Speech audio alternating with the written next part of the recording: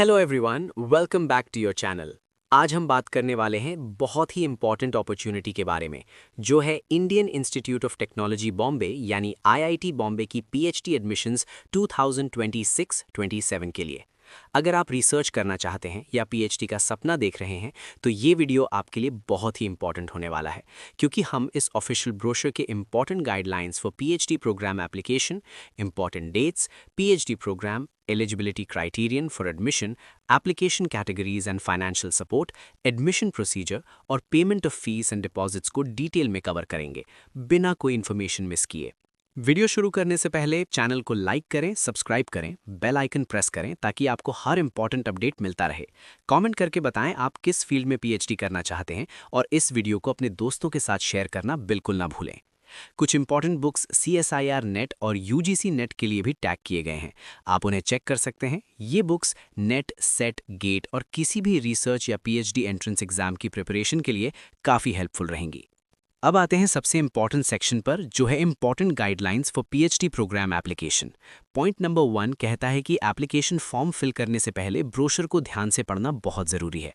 Point number 2 में बताया गया है कि ऑनलाइन एप्लीकेशन फॉर्म और इन्फॉर्मेशन ब्रोशर इंस्टीट्यूट की वेबसाइट पर अवेलेबल है और एप्लीकेशन सिर्फ ऑनलाइन मोड में सबमिट करना होगा।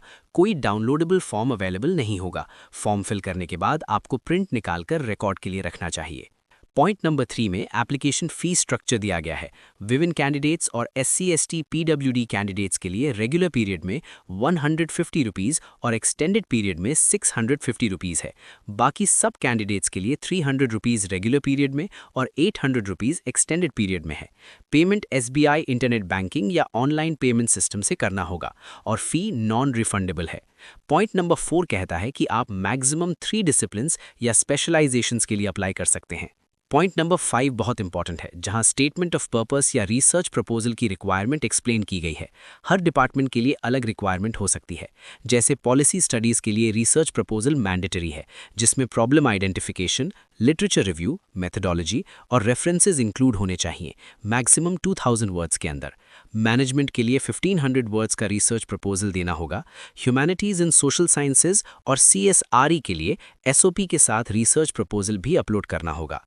टेक्नोलॉजी एंड डेवलपमेंट के लिए SOP और 1000 वर्ड्स का रिसर्च प्रपोजल रिक्वायर्ड है। IDC के लिए SOP के साथ रिसर्च प्रपोजल और एक रीसेंट वर्क या पोर्टफोलियो भी देना होगा। एजुकेशनल टेक्नोलॉजी के लिए SOP स्ट्रक्चर्ड फॉर्मेट में देना होगा, जिसमें इंटरेस्ट, मोटिवेशन और फ्यूचर प्लान्स इंक्लूड होंगे। एंटरप्रेन्योरशिप के लिए 1500 वर्ड्स का रिसर्च प्रपोजल देना होगा। क्लाइमेट स्टडीज़ के लिए research proposal based on interest submit करना होगा। डिफेंस टेक्नोलॉजी, मेडिकल इनोवेशन और ट्रेडिशनल इंडियन नॉलेज के लिए SOP के साथ स्पेसिफिक फॉर्मेट में जस्टिफिकेशन देना होगा। फाइनेंशियल मार्केट्स के लिए SOP की जगह रिसर्च प्रपोजल मैंडेटरी है। इंपॉर्टेंट नोट ये है कि प्रपोजल ओरिजिनल होना चाहिए। अगर प्लेजरिज्म या AI generated content without attribution पाया गया तो एप्लीकेशन रिजेक्ट हो सकता है। पॉइंट नंबर 6 कहता है कि इनकम्प्लीट एप्लीकेशन कंसिडर नहीं की जाएगी।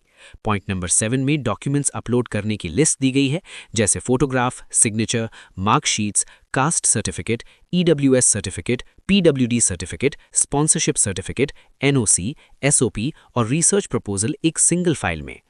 पॉइंट नंबर 8 में OBC नॉन क्रीमी लेयर के लिए annual income limit 8 lakh rupees बताई गई है और वैलिड सर्टिफिकेट अपलोड करना जरूरी है।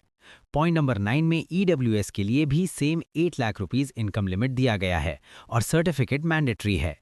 पॉइंट नंबर 10 कहता है कि PWD कैंडिडेट्स को गवर्नमेंट रूल्स के अकॉर्डिंग एक्स्ट्रा टाइम दिया जाएगा अगर वो रिक्वेस्ट करें। पॉइंट नंबर 11 में रिजर्वेशन पॉलिसी बताई गई है, जिसमें EWS, OBC NCL, SC, ST और PWD कैटेगरीज के लिए सीट्स रिजर्व्ड हैं।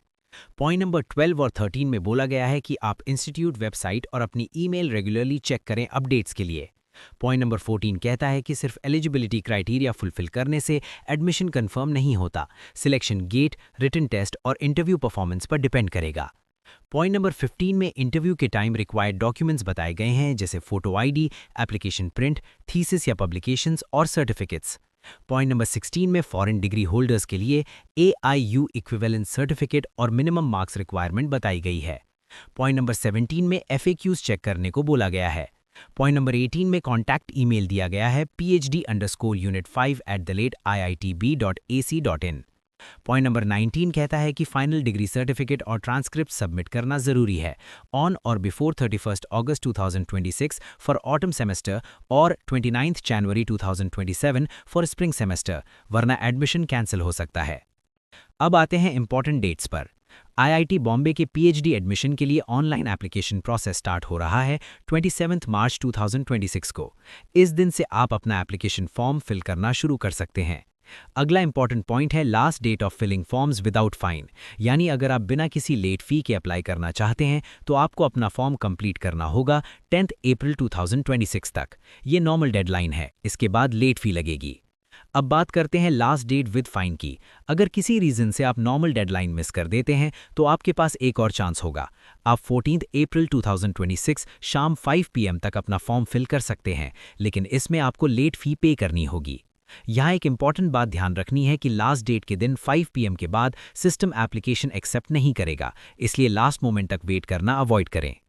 अब आते हैं departments for PhD. Aerospace engineering, फिर bio sciences and bio engineering, chemical engineering, chemistry, civil engineering, climate studies, computer science and engineering, design, digital health, earth sciences, economics, educational technology, electrical engineering, energy science and engineering, environmental science and engineering, geo informatics and natural resources engineering, humanities and social sciences, industrial engineering and operations research, जो कि एक new program है academic year 2024-25 से, और machine intelligence and data science.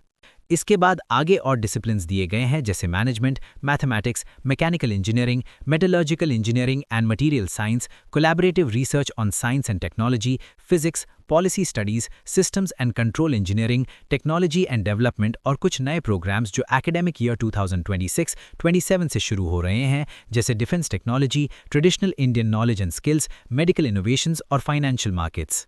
अब आते हैं section A.5 पर, जो है eligibility criterion for PhD admission. सबसे पहले जनरल एलिजिबिलिटी क्राइटेरियन बताया गया है जो सभी डिपार्टमेंट्स, सेंटर्स, स्कूल्स और इंटरडिसिप्लिनरी ग्रुप्स पर अप्लाई होता है। क्वालिफाइंग डिग्री के लिए मल्टीपल ऑप्शंस दिए गए हैं। पहला है मास्टर्स या इक्विवेलेंट डिग्री इन इंजीनियरिंग और टेक्नोलॉजी। दूसरा है MBA विद बीटेक और BE डिग्री। तीसरा है बैचलर्स डिग्री इन इंजीनियरिंग और टेक्नोलॉजी और मेडिसिन जो 4 ईयर डिग्री हो। चौथा है बैचलर्स डिग्री इन साइंस यानी BS 4 ईयर डिग्री। पांचवा है मास्टर्स डिग्री इन साइंस और छठा है मास्टर्स डिग्री इन आर्ट्स और कॉमर्स या अलाइड सब्जेक्ट्स। अगर आपका क्वालिफाइंग डिग्री कैटेगरी 2, 3 या 4 में आता है तो आपको एडिशनल रिक्वायरमेंट्स भी फुलफिल करनी होंगी, जैसे वैलिड गेट स्कोर या जेस्ट स्कोर फॉर स्पेसिफिक डिपार्टमेंट्स, या फिर UGC नेट क्वालिफाइड होना चाहिए इंक्लूडिंग लेक्चरशिप और PhD एडमिशन, या किसी नेशनल लेवल एग्जाम से सिलेक्ट होना चाहिए जो MOE या इंस्टीट्यूशंस जैसे UGC, IIT, IISc, IIT conduct करते हैं, या DST इंस्पायर फेलोशिप के लिए प्रोविजनली सिलेक्टेड होना चाहिए, या मिनिमम 2 इयर्स का प्रोफेशनल एक्सपीरियंस होना चाहिए जो क्वालिफाइंग डिग्री के बाद कंप्लीट हुआ हो। अब मार्क्स रिक्वायरमेंट की बात करते हैं। जनरल कैटेगरी, EWS और OBC non creamy layer candidates के लिए मिनिमम 60% मार्क्स या फर्स्ट क्लास या CGPA 6.0 ऑन 10 स्केल या इक्विवेलेंट रिक्वायर्ड है। ह्यूमैनिटीज एंड सोशल साइंसेज के लिए, आर्ट्स बैकग्राउंड कैंडिडेट्स के लिए 55% मार्क्स एक्सेप्टेबल हैं। SC, ST और PWD कैंडिडेट्स के लिए मिनिमम 55% मार्क्स या फर्स्ट क्लास या CGPA 5.5 रिक्वायर्ड है। ह्यूमैनिटीज एंड सोशल साइंसेज के लिए ये 50% तक एक्सेप्टेबल है। अब आता है स्पेशल रिलैक्सेशन, TA और RA कैटेगरी के लिए। अगर आप IIT से ग्रेजुएट हैं और आपका CGPA 8.0 या उससे ज़्यादा है तो आपको गेट स्कोर की रिक्वायरमेंट से एग्जेम्पशन मिल सकती है। इसी तरह टैप और रैप कैटेगरी के लिए भी IIT या CFTI ग्रेजुएट्स जिनका CGPA 8.0 या उससे ज़्यादा है, उन्हें गेट की रिक्वायरमेंट से एग्जेम्पशन दिया गया है। एक इम्पॉर्टेंट बात यह भी है कि जनरल एलिजिबिलिटी के अलावा आपको रिस्पेक्टिव डिपार्टमेंट या सेंटर की स्पेसिफिक एलिजिबिलिटी भी सेटिस्फाई करनी होगी। और अगर आप फाइनेंशियल सपोर्ट लेना चाहते हैं तो उसके लिए अलग क्राइटेरिया भी होते हैं। फाइनल सिलेक्शन रिटन टेस्ट या इंटरव्यू के बेसिस पर होता है। अब आते हैं नेक्स्ट सेक्शन पर, जो है application categories and financial support. सबसे पहला कैटेगरी है टीचिंग असिस्टेंटशिप यानी TA। इसमें फाइनेंशियल सपोर्ट MOE नॉर्म्स के अकॉर्डिंग मिलता है। ये सपोर्ट मैक्सिमम 5 इयर्स या थीसिस सबमिशन तक मिलता है। पहले 2 इयर्स के लिए 37,000 रुपीस पर मंथ मिलता है और बाद में 42,000 रुपीस पर मंथ हो जाता है। इस कैटेगरी में आपको 8 आवर्स पर वीक टीचिंग या लैब वर्क करना होता है और परफॉर्मेंस सेटिस्फैक्ट्री होना चाहिए। जो लोग किसी ऑर्गेनाइजेशन में एम्प्लॉयड हैं वो इस कैटेगरी के लिए एलिजिबल नहीं है। दूसरा कैटेगरी है रिसर्च असिस्टेंटशिप यानी आरए। इसमें भी 5 इयर्स तक सपोर्ट मिलता है। पहले 2 इयर्स के लिए 42,000 रुपीस पर मंथ और बाद में 47,000 रुपीस मिलता है। इस कैटेगरी में आपको around 20 hours per week academic work करना होता है, जैसे टीचिंग असिस्टेंस या लैब वर्क। तीसरा कैटेगरी है टीचिंग और रिसर्च असिस्टेंटशिप थ्रू प्रोजेक्ट यानी टैप और रैप।